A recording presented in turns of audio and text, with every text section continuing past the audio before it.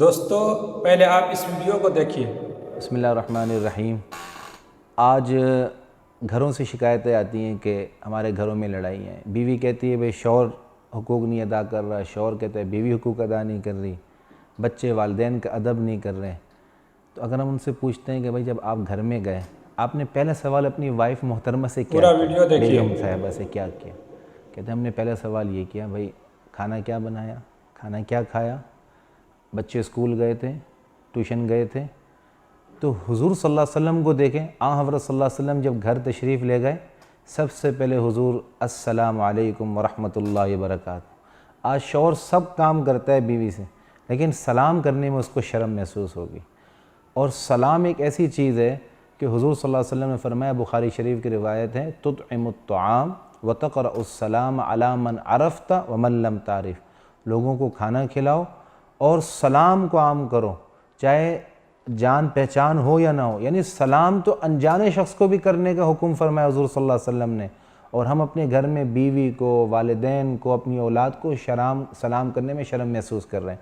سب کام کریں گے، سلام کرنے میں شرم محسوس ہوگی۔ بھئی سلام کیوں نہیں کر رہے؟ گھر میں داخل ہو، سیدھا پاؤں پہلے دعا پڑھ کر سلام کر کے پھر آپ دیکھو اللہ پاک آپ کے گھروں میں کیسی اس گھر کو جنت نما بنا دے گا، اس گھر کو جنت بنا دے گا۔ ہم یہ نہیں کہتے، علماء یہ نہیں کہہ رہے کہ آپ اپنے بیگم صاحبہ سے کھانے کا نہ پوچھیں، پینے کا نہ پوچھیں، لباس کا، یہ بھی ساری زندگی کے اصول ہیں، طور طریقے ہیں۔ لیکن سب سے پہلے آپ اپنی اہلیہ سے پوچھیں کہ آپ نے نماز پڑھی تھی، آپ نے قرآن شریف کی تلاوت کی، آپ نے بچے کو دودھ پلاتے وقت بسم اللہ الرحمن الرحیم پڑھا۔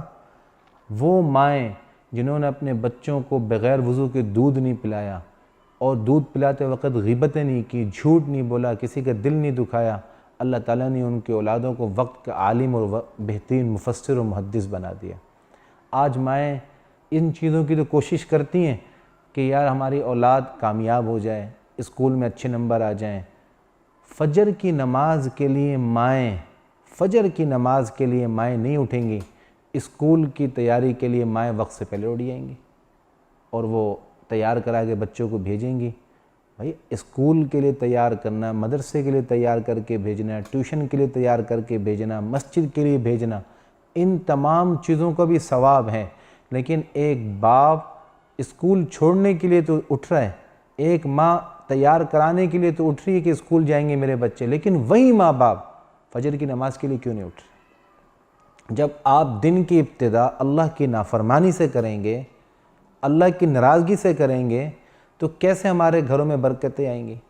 کیسے ہمارے بچے فرما بردار ہوں گے؟ جن لوگوں کی دن کی ابتدا اللہ کو راضی کر کے یعنی فجر کی نماز سے ہوتی ہے، جس کو اللہ کا قرآن کہتے ہیں اقم الصلاۃ لدلوک الشمس الی غسق اللیل وقرآن الفجر ان قرآن الفجر کان مشہودا۔ 4 نمازوں کے ذکر کے بعد اللہ پاک نے فجر کی نماز کا علیحدہ ذکر فرمایا ہے، اس لیے کہ فجر یہ جو نمازیں ہوتی ہیں ان میں فرشتوں کی حاضری ہوتی ہے اور فرشتوں کی حاضری ہوتی ہے، اور فجر میں دونوں وقت یعنی صبح والے فرشتے بھی ہوں گے اور شام والے فرشتے، رات والے، دونوں کی باریاں تقسیم ہو رہی ہوں گی، اور فرشتے فجر کی نماز میں قرآن کی تلاوت بھی اس لیے زیادہ کی جاتی ہے۔ آج اگر امت فجر کی نماز کی طرف آ جائیں، آج اس وقت امت پریشان ہے، روزگار نہیں ہے، ناچاقیاں ہیں، بجلی کے بل، گیس کے بل سب زیادہ ہیں، لیکن امت جھوٹ نہیں چھوڑ لی، غیبت کرنا نہیں چھوڑ لی، لڑائی نہیں چھوڑ لی، ناپ تول میں کمی کرنا نہیں چھوڑ لی۔